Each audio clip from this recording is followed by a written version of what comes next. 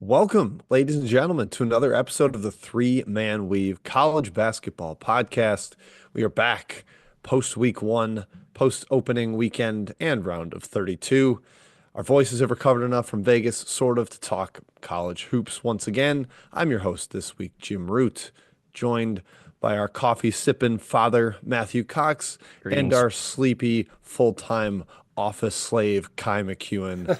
We're all ready to talk basketball. Kai, how are we feeling? Are we ready? Oh, tired, Jim. I had a nice little birthday dinner last night with the wife, which was lovely. Steak dinner. Happy Thank you. birthday. Appreciate that. Wonderful, wonderful place. I am tired though, and I don't have my coffee with me. I'm saving that for when I start the workday, which I'm stoked about. Matthew, hi. You're in Florida. Hi. Yes, I am. Remote satellite campus, one of many for the three-man league organization. Heading back to the Mecca of Chicago tomorrow morning. Excited to be on the kind of settled for the Sweet 16 Elite Eight. I feel like we're always in transit during the big games. So I'd like to actually watch those games without sort of the hustle and bustle of life. But alas, here we are. Here we are indeed, Matthew. Yes, very excited for that weekend because, hey, we didn't get a ton of upsets. And Kai, we talked about it on this show before. We don't mind that. Should set up awesome games in the Sweet 16. We are going to preview those here on this episode, talk about them quite a bit. That's going to come near the end. We're going to first really talk through the coaching carousel, just all the changes that have happened. Again, big coaching hire pod will come in the offseason, but just plenty of hullabaloo, including last night, late on Tuesday night, some really big shiftings in the landscape. So we'll get to that. We'll also do a little bit of we've saw that adjacent type discussion of the first weekend. And then, of course, yes, all 8 games of the Sweet 16, maybe some theoretical what would be the most fun type of matchups on Saturday and Sunday, that sort of thing. But first, quick shout out to Jay Petty, Mr. Joe Paskov, the composer of our opening tunes. We love getting ready for college hoops. Listening to that, subscribe to the pod on iTunes, Spotify, wherever it is you get your pods, quite honestly. All of the pod platforms we should be available. And of course, be there on YouTube where we are streaming live right now at 6:30 a.m. Central, up bright and early to make sure you folks get a pod on time. Playing through some schedule difficulties here to make sure, as we said, we talk about these games before they happen and give it a little bit of shelf life. Also, leave us reviews to the pod on iTunes specifically. We'll get to those. We actually might table them today just in the interest of time. Want to make sure we get through everything we need to before hard outs come in with schedules. So please leave those. We do have a few, but we'll get to them in the future. They're already sitting in the outline. Don't worry, folks. You're not being ignored. Personal corner, yes. Happy birthday to Mr. McEwen. Already got a little bit of chatter about that in the pod chat or the YouTube chat, I should say. And of course, join the burner. It is cooking right now. Charlie Donovan's Discord. Big, big time for it, folks. We've got the portal kicking off. He's already got a couple predictions in there this fine Wednesday morning for where players are headed. Some big, big dominoes in the portal already, destinations. He's also had some big time scoops on coaches. He had Mike Bibby to Sacramento State on March 7th, like over two weeks before it happened. So, folks, if you want inside intel, you want to know who's going in the portal, where they're going once they're in there, potential coaching carousel stuff, that is the place for you. We're going to be doing some analysis on portal fits based on where guys are headed, just to keep, some analysis to it too, not just a news breaking place. We also want to talk about, hey, what's it going to look like next year when player X joins Coach Y at school Z? We're going to give our insight on that.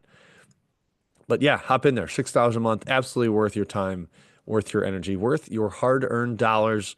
The link is in the description of this video or the description of this podcast. That's it, fellas. Let's get into Roots Roundup.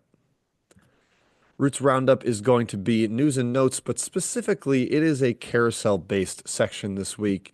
And Matthew, I know you like to shout out coaches in our CVB analytics advertisement. But man, they're all going to be moving around. What they need to set up their new rosters is CVB Analytics. Yes, they do, Jim. They need a number of tools offered by our fine sponsors over there. They need an understanding of the players they're getting, what their shot diet is, how they performed against certain types of competition in certain contextual situations.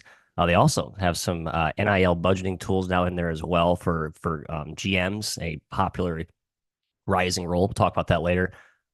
some of the projected budgets, sort of a good way to help manage your roster, plan for the what's about to be a whirlwind of an offseason. So yes, coaches especially. There's no excuse for you not to be subscribed to this, but fans as well. Keep tabs of what teams, what players your guys are potentially targeting, what you've lost. And then for the tournament recently, I think it's been good to look at like the last 5 game splits that he has. Now that we kind of get into the second weekend, we really start to see what teams look like in postseason play, which I think is all the more meaningful as we dissect what's to come. Okay, so CB Analytics, sign up today. Use our promo code WEAVE, WEAVE, $40 off. And then the pro tier, please, coaches, talk to us directly. We'll get you set up with that. Well done, Matthew. Okay, yes, coaching news. My goodness, there's a lot of it. So we won't be able to dwell on each one of them. Again, detailed analysis coming later. But Matthew, your IU Hoosiers hired Darian DeVries. He of the West Virginia tournament snub this offseason. Sounds like you'll get a year of Mr. Tucker DeVries. Where do you land on this one? You excited about it for your Hoosiers? I am excited, Jim. I'm not over the moon about it, but I'm excited. I think my official grade of a B has sort of taken hold in the Twitter sphere landscape. I think I have the official best report card on the DeVries hire.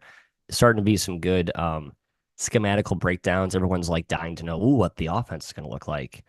Important to know, Kai, what you saw last year at West Virginia is probably nothing like what I think you'll see at Indiana with the talent he will acquire and the adjustments he had to make last season given the injuries, not just to his son, but some other key guys as well.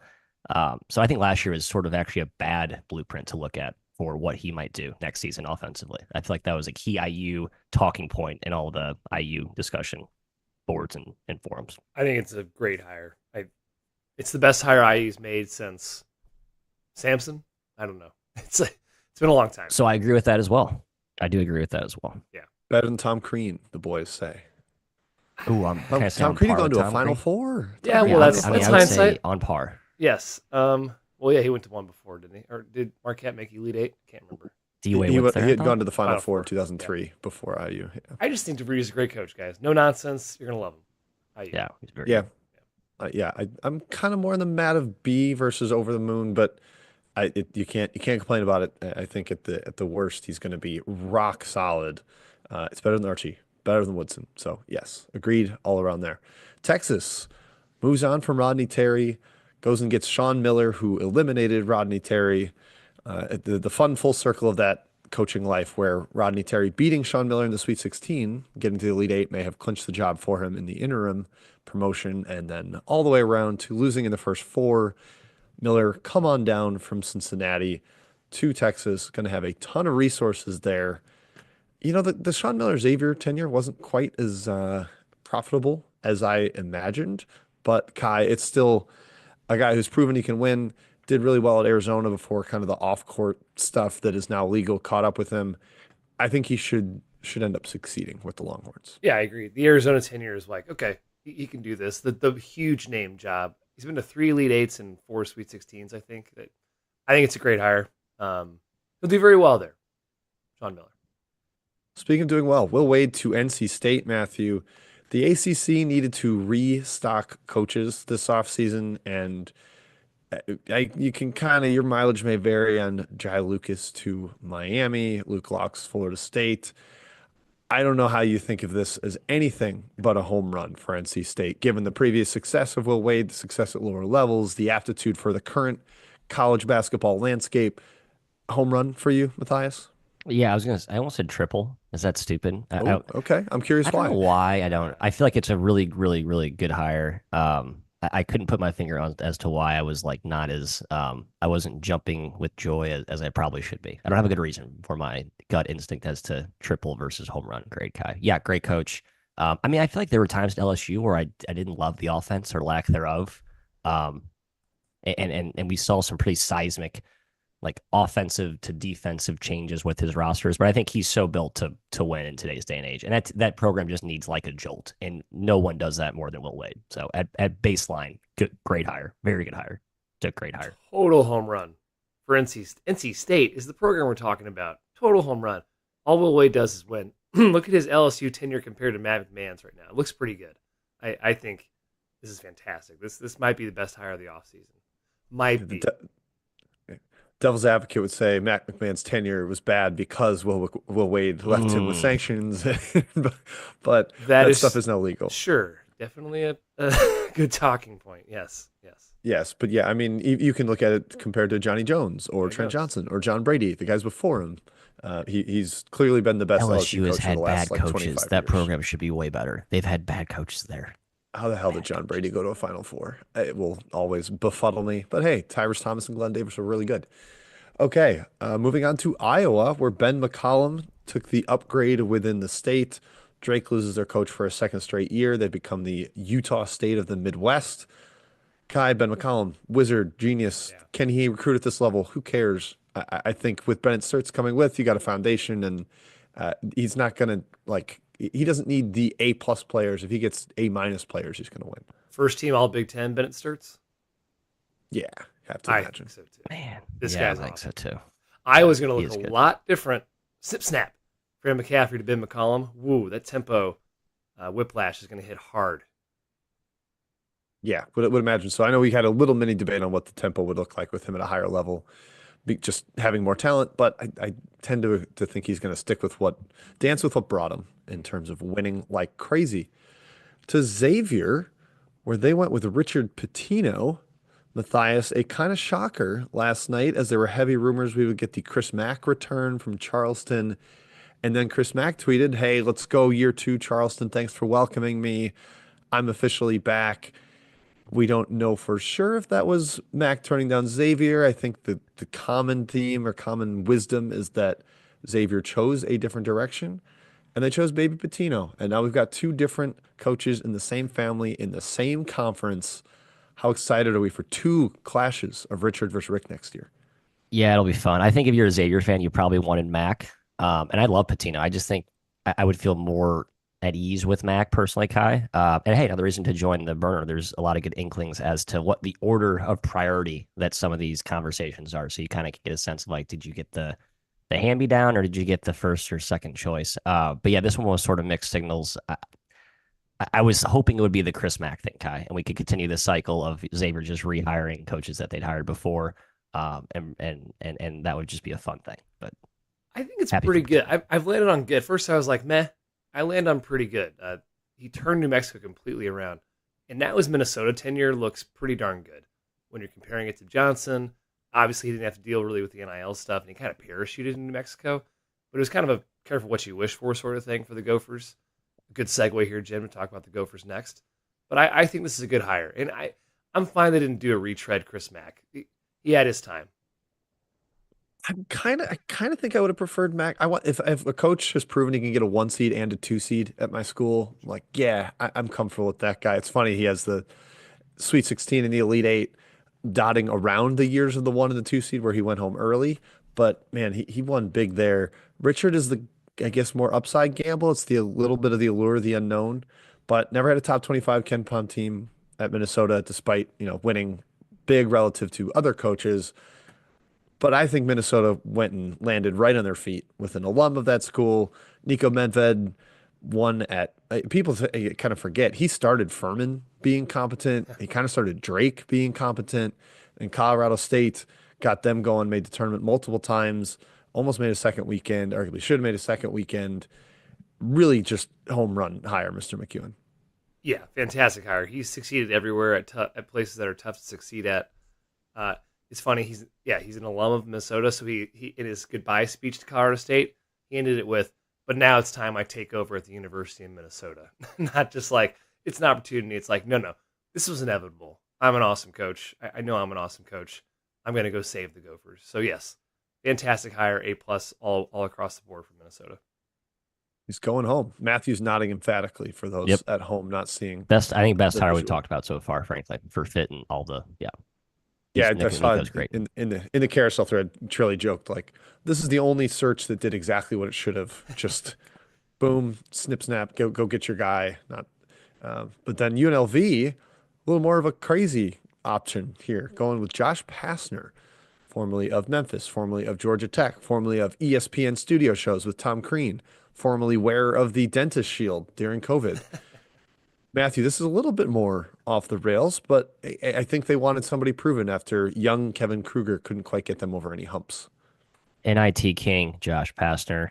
Excited for NIT Stu. I think there are many great NIT runs to come for him in Sin City, Kai. Beyond that, I don't know, and I don't believe there's anything bigger beyond those goals. You mean former ACC Coach of the Year, Josh Pastner? Yeah, that's right. Put some respect on his name. I think it's a fine hire. It's kind of fun. He succeeded in Memphis. He had some great years there. I know he kind of flamed out, but why not take a chance? UNLV is UNLV. Yeah, it feels a little like what the football program did, where they're like, Barry Odom coaching the SEC didn't quite work out, but man, big time home run. Let's take a swing the same ballpark, see what we can get out of Passer. So I buy it. I don't know if I'm going to love it when we grade things, but I buy where they're coming from. VCU, kind of a similar playing field-ish for UNLV. No offense to you, Rams, just resource-wise. I think you're in that same world. You've won much more. They went with Phil Martelli Jr. from Bryant, who kind of elevated that program from Grasso and kind of built it to a talent farm. Martelli built it up to a 15 seed and a dominant program that unseeded Vermont in the America East. Kai, I like it. I think there were bigger names swirling, but this could end up looking really smart given the upside of the hire. It's a really big swing. Yeah, you said it perfectly. I think he's a good coach. We haven't seen a whole lot of him, but he's got the name, and he has the tournament already under his belt. It could flame out. It could be horrible, but I don't hate the swing on a young guy. VCU is a great program. I mean, he has a lot to live up to. So, yes, I'm very, lukewarm on this hire overall, or waiting to see on this hire. And how often? I think how often do VCU coaches flame out though, Matthew? They seem like they've been on such a roll. Yeah, the program's so good and it's so well. So I think I'm rumored to be like one of the, if not the best NIL. Like they're trying to operate like a high major operation, and I think Martelli is a great coach. Is it a risk? Yes, but I think there's a ton of upside here with Martelli. So I kind of like the play. I mean, VCU's been out of the top 100 once since 2007. It's such a good program. Like basically 20 years. It was Rhodes' first year taking over for Wade. That's ludicrous. I can't believe how consistent they've been. And Papa Bear's coming with Phil Martelli Sr. going to be on the staff. That is a nice official role, blanket. Right? Not just like the Lon Kruger operates in the shadows for his son and the UNLV thing. Yeah, okay. Like if it actually has a job it's good. To South Florida, where again they're more sadly filling the void of Amir Abdur-Rahim and had went the interim route this particular season. Went with Brian Hodgson. I think there was some discussion maybe Brian Hodgson of Arkansas State would get a power conference job given the success of Nate Oates and then Hodgson's immediate success with the Red Wolves. South Florida does seem like it has some sleeping giant potential. I've been to a couple games there. There is energy around that program. Abdur-Rahim filled the house as they were winning a regular season title. He's already brought 2 key players from Arkansas State with him. We know he can recruit. Seems quite solid to me, Matthew. Yeah, totally. I mean, they had like great crowds this year. I think you can really build off the AAR momentum, no question. It's in Tampa. It's a great part of Florida. There's I think there's some money there, not a ton, but some. I think it's a great, a good fit for both parties. Kai, agreed. A+. Yeah, A+. He could have gone higher. Yeah, he could have gone higher. Oprah. Anything you don't like in this cycle? Anything you a little lukewarm on? So I just said Martelli. Martelli. Sorry. All right. We've had a lot of good hires so far, and guess what? I'm super bullish on the next one too, Jim. Oh, Kai, I know you love it. Fran McCaffrey to Penn. Yes, his alma mater. Oh my gosh. Back to the Ivy after just kind of parting ways with Iowa. It seemed like it was in the best interest of both. You love this, Mr. McEwen. I love this. He's going to succeed. He did it at Siena. He's going to succeed at Penn, bring that program back to a power in the Ivy. Absolutely. Great hire. Does he have the energy left? His teams will. His teams will have energy on offense. He has the energy left to coach. He doesn't have the energy for all the BS that comes with coaching at Power 4. That's why he's in the Ivy. Yeah. It's perfect. It's a great fit. Won't be stuck doing portal stuff all the time because, people go there for different reasons and they have way less turnover than basically any other conference besides the Patriot. So it does seem like a logical fit.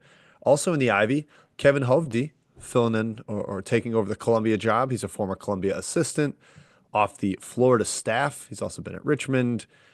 another one that makes a ton of sense. His wife played at Columbia, very familiar with the landscape there. Seems pretty darn smart to me. Just going to pair it with the next one, guys, Campbell, because Florida losing two different assistants. John Andrzejczyk headed to Campbell, both staying with Florida through the tournament run here. Obviously, I think that's the more logical way to do things in this day and age. But Matthew, both seem like solid ones, but again, gambles.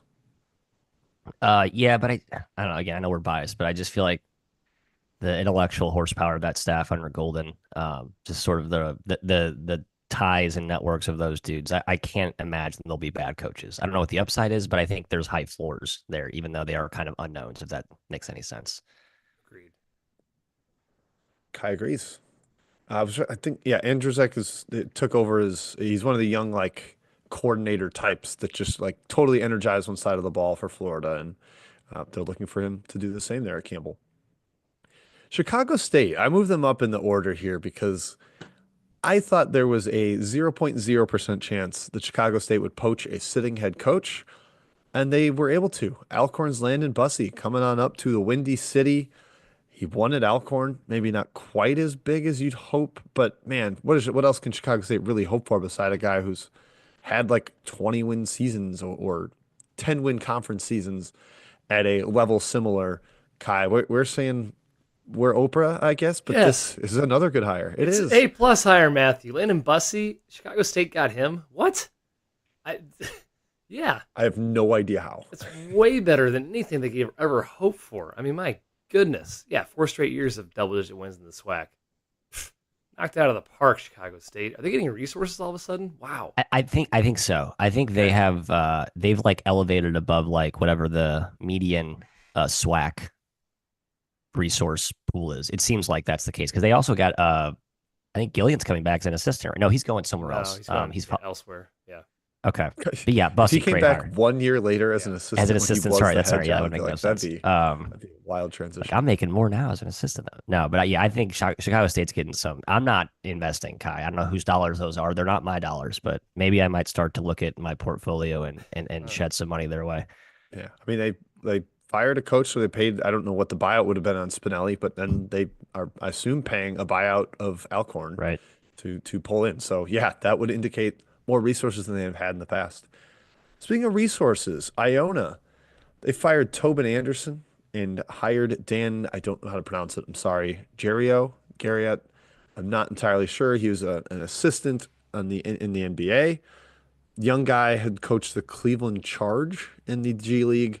I think we mildly touched on this, but just generally the indication of like we want more NIL, we want to be Gonzaga of the East, et cetera, et cetera. They want to win every single year like Tim Cluess and Rick Pitino did. Kind of a tough break for Tobin Anderson because he's a good coach, but not. I guess they just wanted the higher swing, Kai. Yep. Yeah, sure. Yeah. Be careful what you wish for because I don't think we'll see. I think Tobin's a pretty good coach. So it's a weird fire. Pretty much everybody echoed the same sentiment across the college basketball media, but hey, it could work out. It's a risk.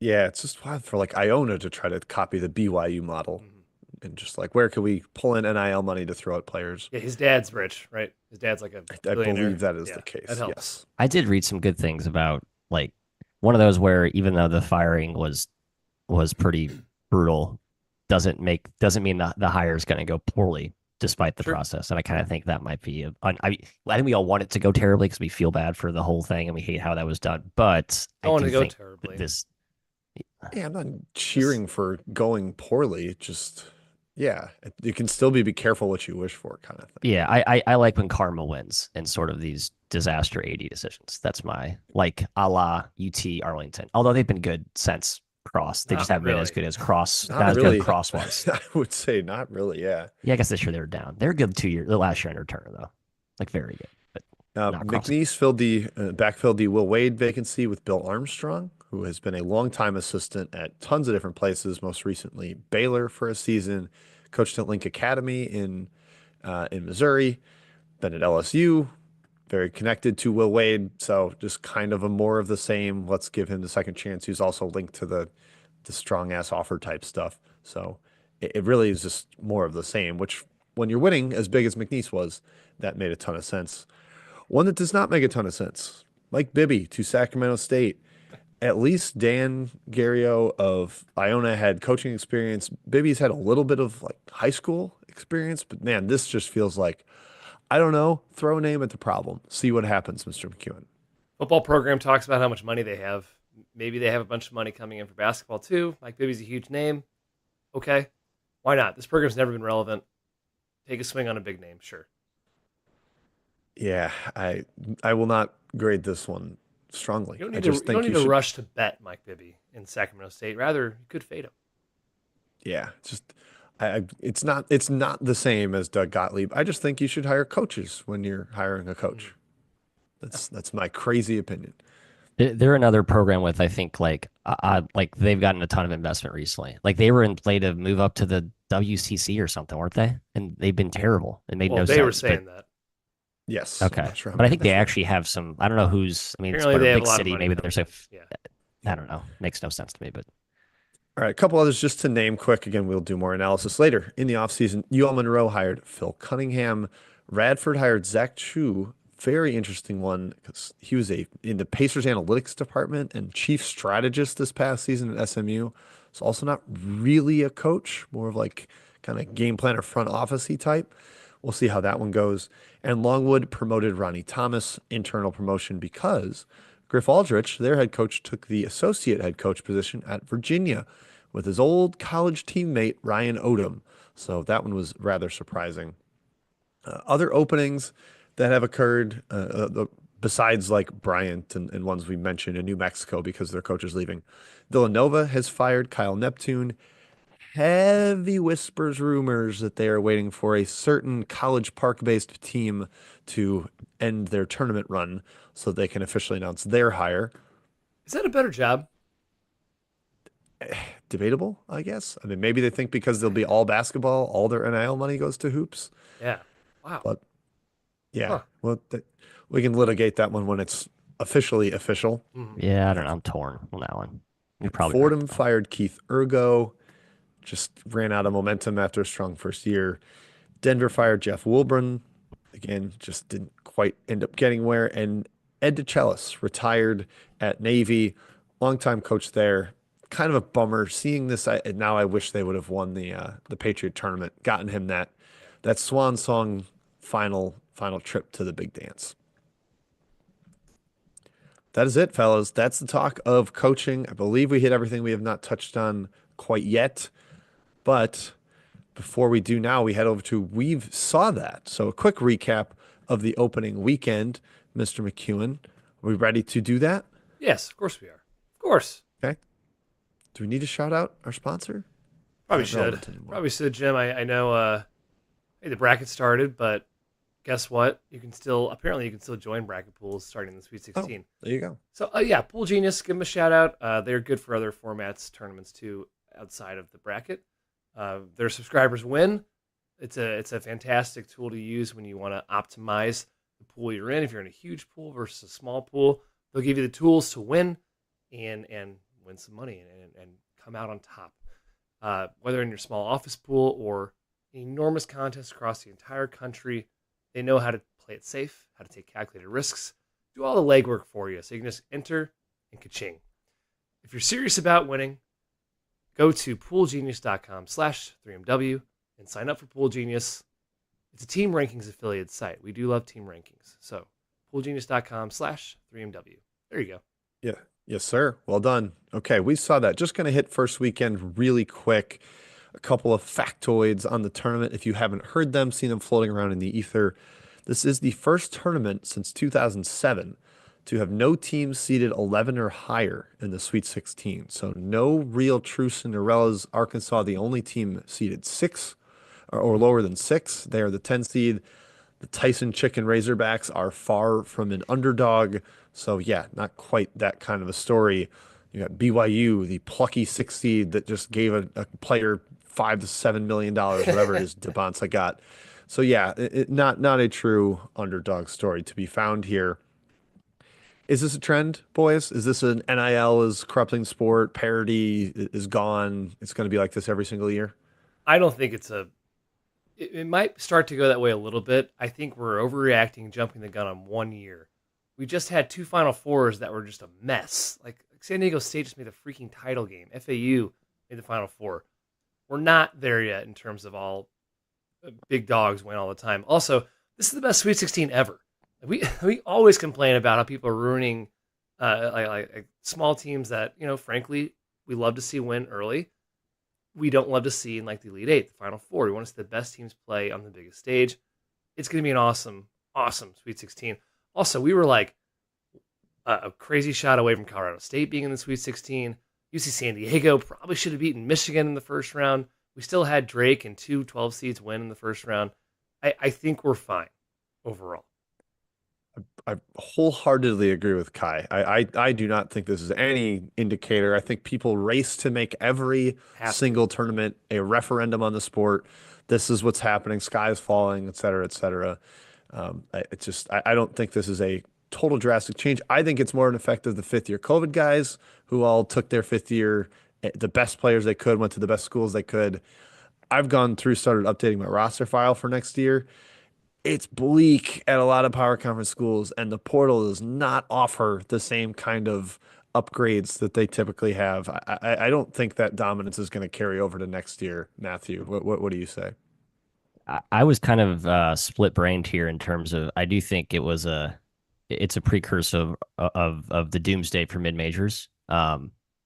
However, I think you look at Drake, and I think that's sort of the how do the mid majors respond, and I think there's going to be a ton. I mean, the biggest winner of this tournament is D2 basketball, right? Yeah, UC UC San Diego right there. Yep. Drake, like boom, that is the model. That is where you can find value of kids that are under recruited, undervalued. They've proven they can coach. They've proven they can play, especially, if you pair them with actual power conference athletes, except the Drake UC San Diego model.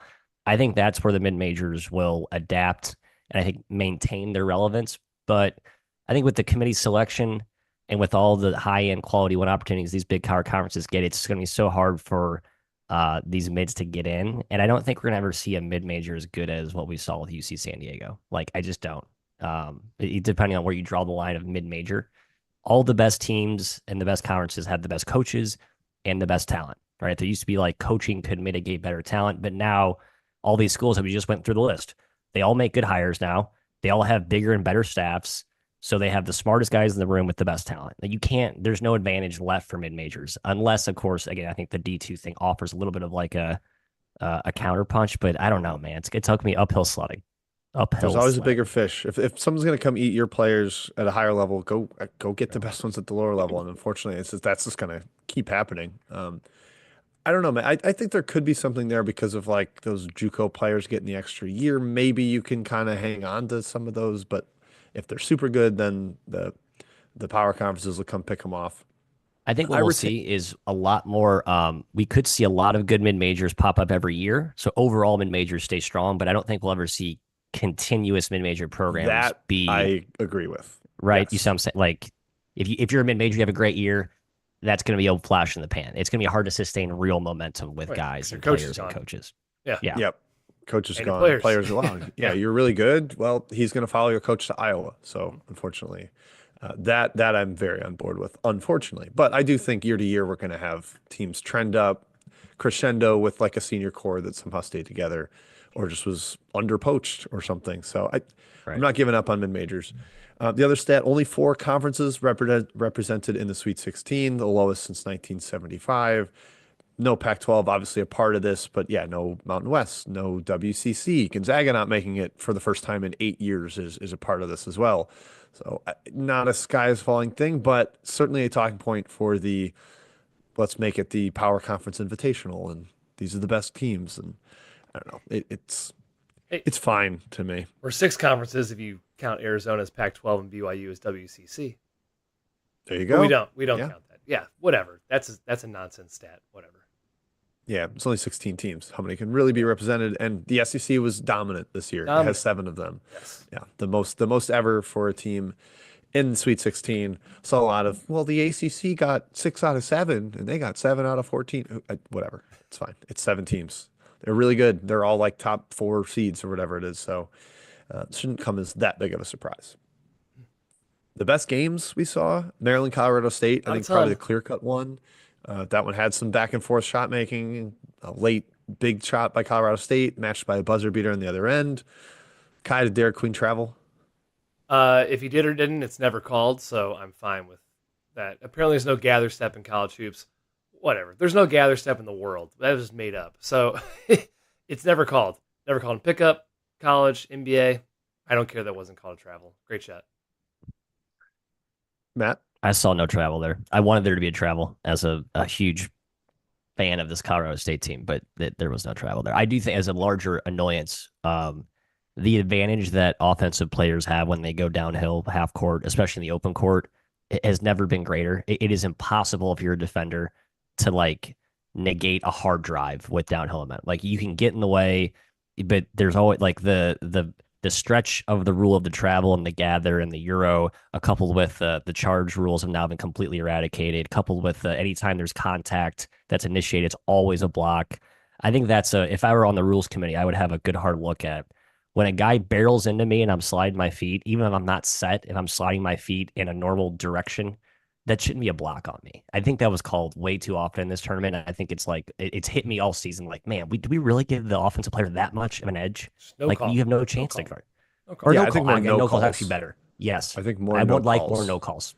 Just if the player is if the offensive player is just barreling in, then don't reward them. I think you Right. can Yeah, allow a so, little yeah, more not a contact, charge, like but the let's just sweeping. play on. Let's play Yeah, on. I agree. yeah, and that I truly watching it live, not even 1% of me was like, wait, was that a travel? Like I just didn't think it was. And Yeah, I watching didn't either. back, maybe No. if you slow down the tape, but initially live, like I will razz on Charles Barkley being on this coverage all day, but he was like, travel? What travel? We didn't. Nobody saw it was a travel until you like slowed it down. I, So yeah, I didn't see one. I'm the quickest person in the world to point out travels. I love doing it. In real time, I never thought it was. He walked. Never thought it Oh, he Kind was. of walked. grumpy from his Sir, he recliner. walked. It was a travel. Sir, he walked. Yeah, exactly. Yeah. Anyways. So, yeah. Florida UConn was terrific. Honestly, fantastic game plan from the UConn side. They had Florida in hell for most of this game. But Walter Clayton was a hero late. Some incredible shot making off the bounce. They ran the same play like 15 times in a row down the stretch with Clayton coming around that little dribble handoff and Condon rolling to the basket. Just couldn't quite find a way to stop him. He was too good. UConn got a little bit messy on offense, missed a couple shots. Florida barely pulls it out. Some more Dan Hurley stuff at the end, claiming they got effed by the officials. Again, same thing as the travel. I didn't see a single thing during that game where I was like, man, UConn's getting hosed. And I don't think anybody's trying to hose the two-time champ that would get ratings like crazy if they moved on. So We watched the different game, Dan Hurley, because I saw a lot of calls going UConn's way. A ton of calls. Chip chop or tic tac fouls going towards UConn. So yeah. Stop being a baby. Jesus. Quit being a baby. I saw some like, why are people surprised by this? It is who he is. I'm not surprised by it. I'm still just like annoyed that it is like you can be an elite coach without being a baby, without whining all the time. Ridiculous. It's possible. This We shtick gave is- Coach K shit for the same stuff, and it's like, yes, you win, you get a bigger target on your back. That's how it goes. You're going to have a bigger target. It's easier. It is possible to not behave like that. It is. It's just possible. I love that he does it. It's good for Yeah. the sport, Jim. It I might love that be. he does it. It might be. Sure. Because UConn Sure, I'm fans glad to talk about absolutely it. adore him to no end. And I kind of agree. If he's your guy, he's your guy. Ride it all the way through. We'll see if Love it. UConn fans adore him. A few more early exits. Oh, I didn't. John cannot Calipari got a believe- life. 31. John Calipari got a lifetime contract at Kentucky. Let's not forget. If Kamani Jones and Come on, Young. Come on, Young. Kamani Young, sorry, and Murray survive this carousel cycle and are still back on that staff, the greatest trick the devil, aka Dan Hurley, pulled was that and the AD the last 2 years. He's gonna 'cause keep that would doing be it. astounding. He's going to keep doing it. I don't know why They schools have aren't hiring tons of. I these mean, they guys. pay him well, and I think that's smart. You overinvest in your staff. I think that Yeah, that they are does paid very pay well. dividends. I thought maybe Xavier would take the swing since he's got ties there, had been there, but they went with the more proven Richard Pitino instead of the son of Bill Murray. They went with the son of Rick Pitino, which I guess when I'm saying hire basketball coaches to coach basketball, that makes sense. Houston, Gonzaga, and BYU, Wisconsin were great games. Kai, we were on a good than terrible run at a blackjack table during some of this, so we didn't watch it in total detail, but I watched a lot of a detailed recap of Houston Gonzaga. It was an awesome game. A lot of Crier early, a lot of Jalen Roberts late. Gonzaga hung around. You don't expect Houston to win 90 to 85 games, but this team can. Yep, impressive. Good job. Yep. And BYU's offense keeps rolling. Yeah. Now they play Alabama. We're going to see quite a shootout in that one, we would expect. Arkansas St. John's was a good game, or was it more close than good? It felt like a very ref dominated game to me with like 60 free throws called. The athleticism seemed to overwhelm the officials. That one, it was fine. At least we got an upset in the second round, though. The only one or two seed to lose was St. John's, crushing for New York City and their hype for the city. Round one was kind of bleak, though, man. Dude. I'm not going to call Vandy St. Mary's all that good of a game, even though it was a comeback. UC San Diego was probably the game I got most excited about, That but was they the came best up game. short Yeah. despite leading by 2 with 2 minutes left. They're That down was a bummer to 20. see. It wasn't Yeah. even that good of a game for like 15 Yeah. minutes or 25 Yeah. minutes. Yeah. So yeah, there was not like there's no Florida Colorado to be found here. Like back and forth shot making, there was not a single buzzer beater in the first 32 games of the tournament. Really more than that.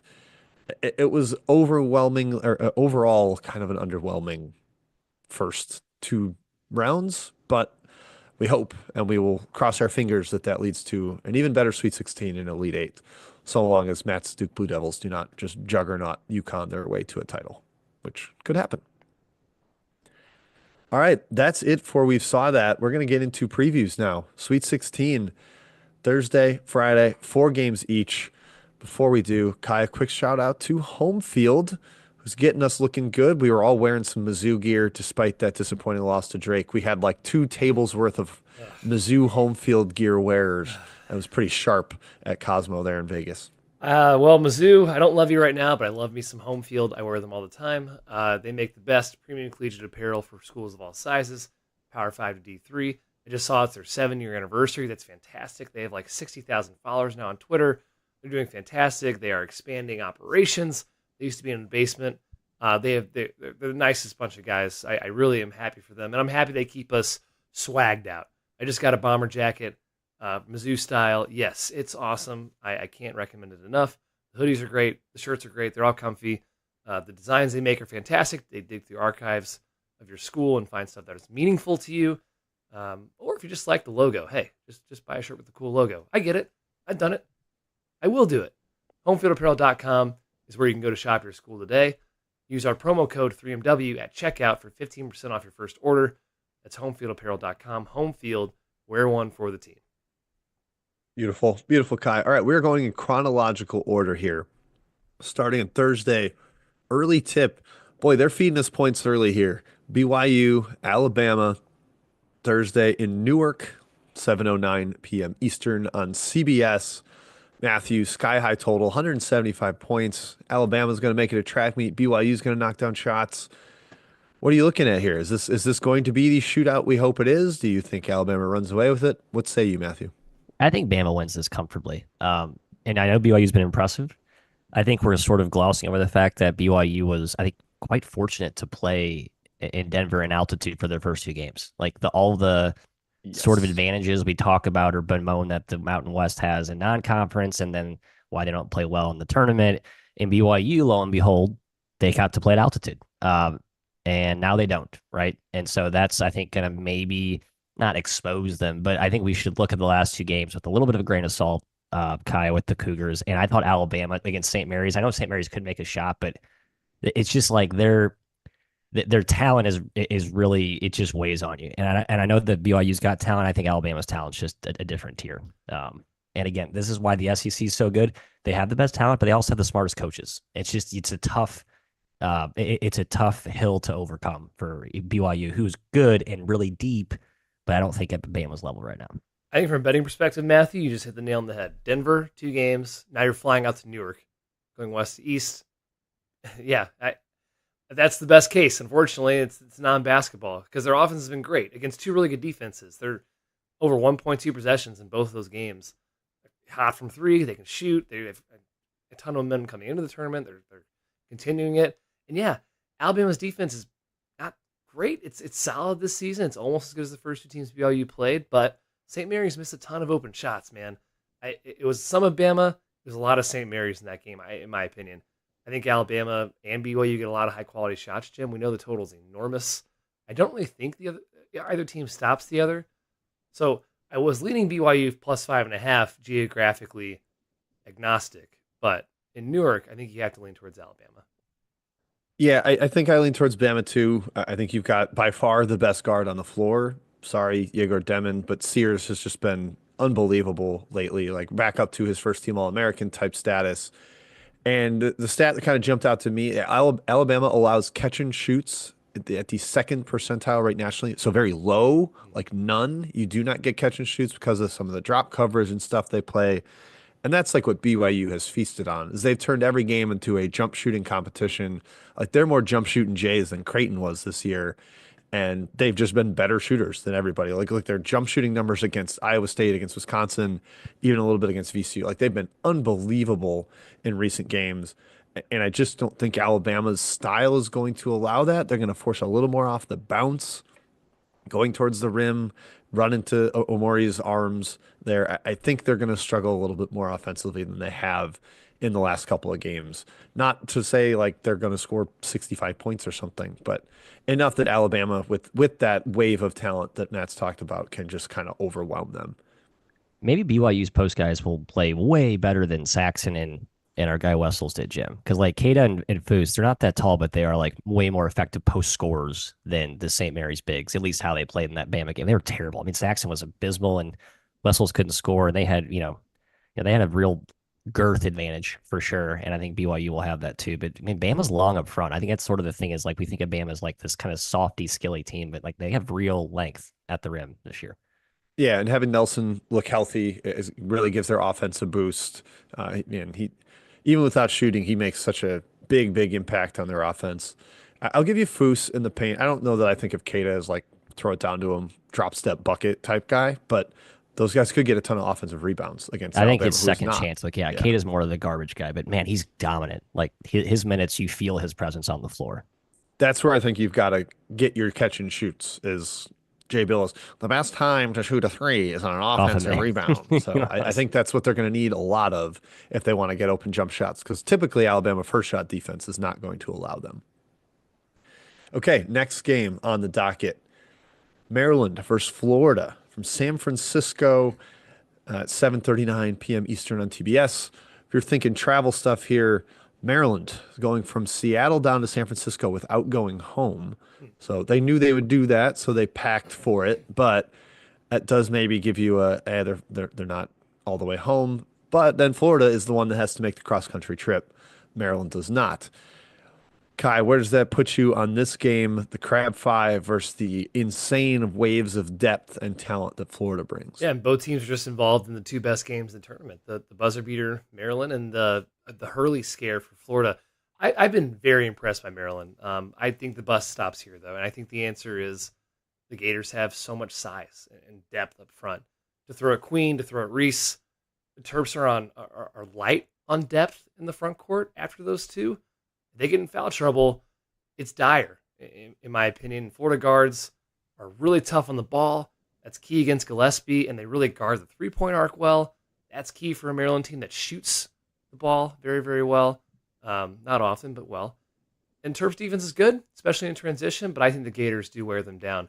So a slight lean for the Gators, Matthew, for me at 6.5. Big lean Gators. I thought Nico Medved and that staff had a great scout against the Terps, kind of make them shoot over the top, and they did. And they were still in that game.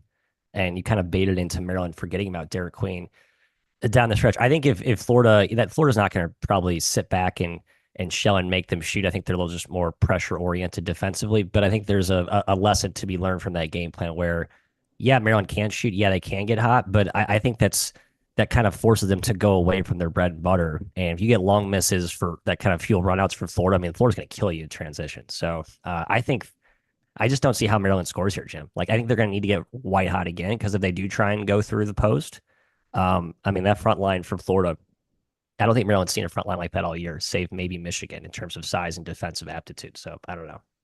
Yeah, and Michigan doesn't have the same kind of depth where, In oh, depth. when Yeah, Golf or Walden leave, Golf or Walden, Wolf or Golden, when one of those guys leave, you don't have Micah Handlogton coming off the Yeah. bench like Florida does.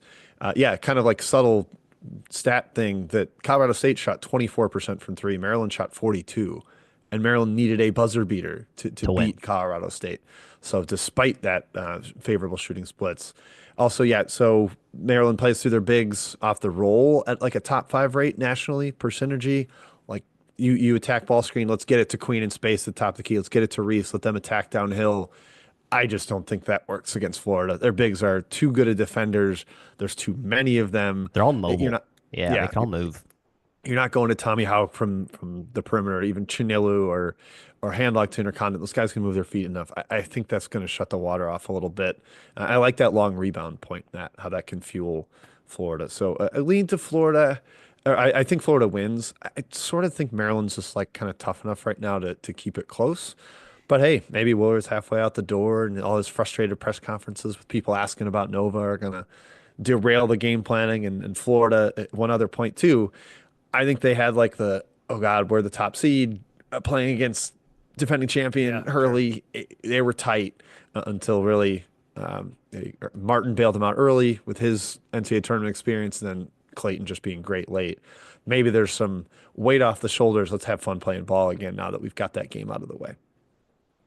Next up, Thursday, Arizona versus Duke. The late tip in Newark, the early tip in the night slate. CBS, big time game here, Matthew. Duke rolled easily through their first two games, won by a combined 67 points. Is that in store again here, laying almost double digits against Arizona and Mr. Caleb Love? I think there is real value in having played Duke once this season. Duke beat Zona at Arizona by 14. Low scoring game, 69-55. I think that sort of was the wow. You think of these, Duke so high octane in transition, Arizona, Tommy Lloyd likes to run, but both these defenses have been terrific. The Caleb Love factor, Kai, is I think ultimately what this game comes down to. They got some good minutes from Del Orso last game, did Zona. Those bigs were good too, but Love is really the difference. Like to actually beat Duke, you're gonna need Love to go off, and certainly Caleb Love will be geeked to play Duke as he has put up many good performances in the past. I just don't think John Shire, who has impressed me very much, by the way, in this postseason run with a lot of his offensive stuff, attacking mismatches. I just don't think he lets Love go off. I think there's a very conscious effort to put James and Proctor and rotate bodies and waves and keep fresh defenders on him and make the others of Arizona beat you. I don't think the others can outscore Flag and just the size and scoring that Duke's got going right now. Yeah, Duke's probably inevitable. They're a juggernaut, most talented team, biggest team, yada yada. It is Caleb Love. It's your chance, man. Feast or famine. He was 1 for 9 from three in the first game. It was a famine. He had 8 points. Yeah, not great. Duke crushed the boards first game. Flag had 24. Again, I don't know who's going to guard Flag. In my head, I think Towson and Awaka are interesting pieces on defense, but I'm not sure they're enough or can stand up to Flag. And good luck scoring against Duke inside. It's going to be Love, yeah, being heroic, shooting long shots, making us go ooh ah. Um, I just don't really see Arizona up to the challenge, Jim. 9.5's huge, but I wouldn't fade Duke right now. Yeah, I wouldn't either. I think this is a tough matchup for Arizona, where if you're wanting to play through Caleb Love, going against a team that's got multiple 6'6" strong defenders to throw at him, and there's no like, let's target this guy and Duke for a switch. Maybe you go after Knipple, but he's still 6'7", 220, and is going to give him problems with size, force him to shoot over the top. I think both these teams are a little different than they were back when they played the initial time. Like Arizona was starting Krivas, and Vasar was barely part of the offense, and they got whomped on the glass by Duke. I don't think Arizona gets whomped on the glass by anyone anymore when they're playing Awaka and Vasar together. It's a little less Townsend now. Carter Bryant's more in the fold. But on the other hand, Duke's running in transition a little more than they were then. Like they're still kind of figuring out the offense. They're playing through Flag way more as the trigger man. I think that one's like not ultra representative, but I still think Duke wins by double digits, the same margin that it did, but maybe in a different way. I think this is much more high scoring and more a little more up tempo, more efficient from both teams. Awaka being healthier too is pretty huge. Like I think the only way you really beat Duke is you got to go. It's got to be bully ball at the rim to some in some way. And I think you could see he looked healthy last game. I think he had 14 boards, dominate Oregon on the glass. Huge. Yeah, Kai, you mentioned Del Orso, 21 points in in the two tournament games, playing 41 combined minutes. Played 5 minutes against Houston. I think that's more like how this matchup trends for him. I think it's gonna be tough for them to use a lot of Del Orso, or Duke will just pick on him. As Matt said, picking on mismatches. The nightcap on Thursday, Arkansas, Texas Tech. The plucky underdog upstart Calipari boys get Adu Tiro back. He's supposedly able to play 12 to 15 minutes. Texas Tech potentially getting Chance McMillan back. Kai, what are you looking at here? Texas Tech, the Red Raiders, a slight favorite against Arkansas. Yeah, the Arkansas Razorbacks, the worst team left in the dance. Yes, yes. Number 36 in Ken Palm. Very impressive wins. Kansas St. John's. I know they almost blew the Kansas game, but they pretty much led St. John's wire to wire. Very impressive. Texas Tech, yeah, talented Drake. Congrats, it can be done. The Hawks have the size to throw at JT Toppin, and they have, I like their positional size too throughout on the wings. However, and Jim, I don't want to steal your thunder because I also saw you say this in Discord. The roll man's torched them all year, and Tech runs pick and rolls and gets to Toppin among the highest rates in the country. I think that's a really big problem. On the other end, Tech, no middle, you're going to force Arkansas to be jump shooters, and they're 300th in the country in percentage of points scored from three. It's an effective strategy to make Arkansas shoot. So I think Texas Tech has the game plan. I think they have the personnel. I think they have the coaching edge by a little bit, he said sarcastically. Tech 5.5 is my lean there. I like Tech quite a bit here. I worried about the depth. I worried about their injuries, but they seem fine and at full strength.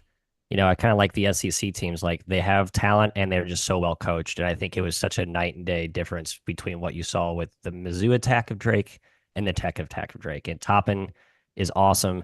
Darian Williams is awesome. Those guys can shoot every position. I'm just like, I like that dude for Tech. I know Arkansas impressed me. I thought they actually played really well cohesively. Like Billy Richmond looked great. Boogie Flan looked great. I mean, Nelly Davis was like just sort of one of the guys, but he was good too. You saw the upside in Arkansas. I just think it's exploited a little bit by Texas Tech, just a better coach in this matchup, guy. Yeah, you've got McCaslin and Jeff Linder, don't forget, going against Calipari and Kenny Payne on the other sideline and some of their recruiters. So I think with time to prepare, I definitely trust Tech more. I worry about the positional size that Arkansas has got, just kind of playing bully ball against the smaller guards. I think the whistle's going to be huge. If Arkansas gets to the line as much as they did against St. John's, they're just kind of get that consistent source of points, set up their defense a little bit more. And yeah, Kai did steal my thunder, you little rat, about just playing through the roll man, whether it is Toppin or even sometimes Darian Williams going through pick and pops and stuff. Arkansas has not handled that. They can't switch because a lot of their bigs are like Adu's a little too slow, Ivasic is too slow. And so they play it like the level of the screen, and that opens up the little pocket pass. Let the roll man play 4-on-3, and man, those guys have cooked Arkansas all year. I think Casland will have a great plan for that and see those same statistics. All right, to Friday night. Ole Miss, Michigan State, early tip in Atlanta. A little bit, well, I guess I'm more surprised that Kentucky, Tennessee is the early tip, given the Kentucky name brand there. But huge mismatch in the rebounding battle in favor of Michigan State. Huge mismatch in the turnover battle in favor of Ole Miss. Kai, I think that kind of somewhat offsets the shot volume battle. Ole Miss forces a ton of isolation. Michigan State is no isolation at all. Can they score against this kind of Ole Miss defense? Nobody's talking about Ole Miss. This team is very good and balanced. Both ends, handle the rock, force turnovers. Chris Beard, we know, fantastic coach. You really need to be able to shoot over the top of Ole Miss, and Sparty clearly lacks in that department. However, this could be a slaughter on the glass, and for some reason, Ole Miss is just not a good rebounding team.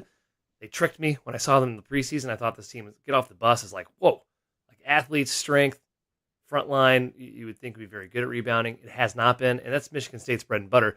That's part of the reason they've been so consistent this season and killing teams. They could have a field day there, and they could also live at the line. Ole Miss fouls a lot. Sparty gets the line a ton. I think Ole Miss is dynamic enough to stay in this game, but man, The line feels pretty short at 3.5. I was surprised by how low that line is. Yeah, is it teasing us, telling us you Maybe. need to take Ole Miss because it is short? Ole Miss has been impressive so far, but they've shot 20% better from three in both of their games. Yeah, that They shot helps. 58% from three against Iowa State, and UNC shot 20% from three in the opening round. Some of that is your own doing, some of that is fortune, but they'll probably shoot better from three here because Michigan State can't shoot. Mhm. I'm just with Kyle, where I think the glass battle is such a massive edge for Michigan State on both ends of the floor. And despite the turnovers thing being huge for Ole Miss, I kind of trust Tom Izzo and those guards, Fears, Holloman, Yeah. Akins, Richardson. I think they'll take care of it to the point that it's not like a huge weakness for them. And that puts a shot volume edge towards Michigan State. I think they keep winning despite people's, and my guy Stuckey, our guy Stuckey's insistence that they stink and have no chance It's at a winning really the good team. NCAA tournament. Yeah, they're really solid. They know what their identity is, and Jace Richardson's emergence has given them a little bit more of a chance if they have to go iso ball. They're capable of doing it by playing through him. You're not getting Matthews takes. Sorry, folks. He had to step away, I presume, for dad duties. We'll get him shortly. Kentucky versus Tennessee. Well, Kai, it's as simple as Kentucky's won twice, right? Yep, That's all that matters in exactly. this matchup. No, I will say no, because Kentucky shot 24 of 48 from three in those two games. Yep. Tennessee was 14 of 63. So one was 50%, one was 22%. Really huge swing factor. They're not that different of shooting teams. Like Tennessee can be solid, especially if Lanier's on.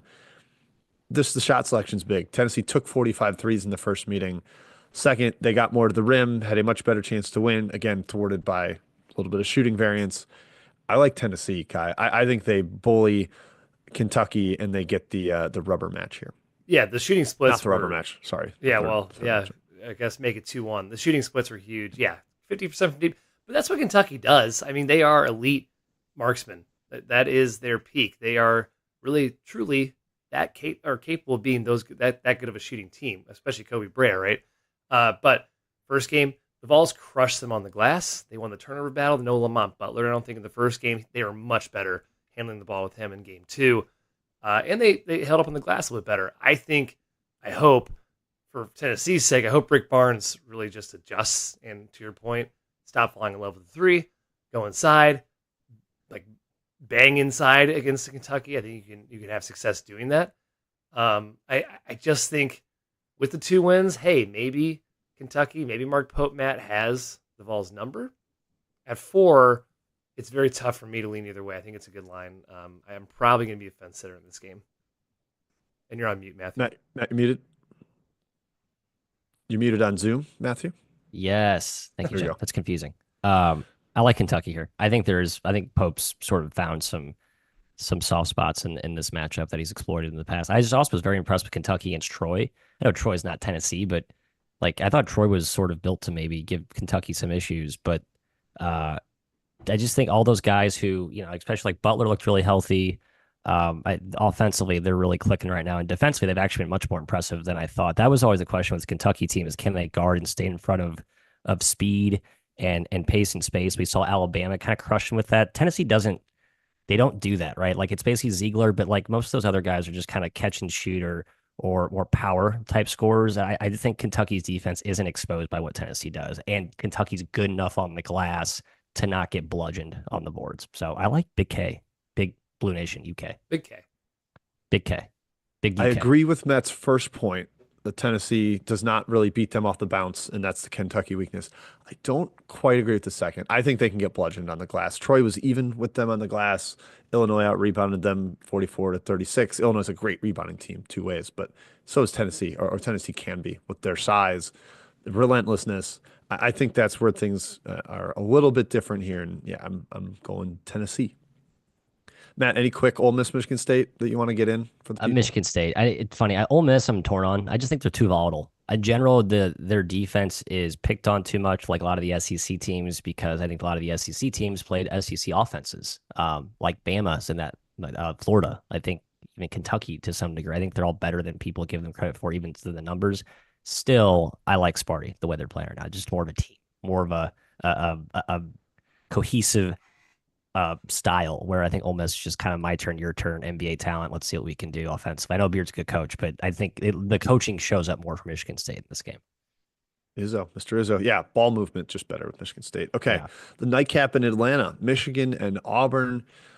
Auburn maybe found it in the second half after trailing at halftime against Creighton. Boy, they got great performances from all of their guards. I mean, it was a kind of a sleepy Janai Broom performance against Kalkbrenner, but Pettiford was great. Jones was great. Kelly was great. Baker Mazara was great. And Auburn may have rediscovered its mojo.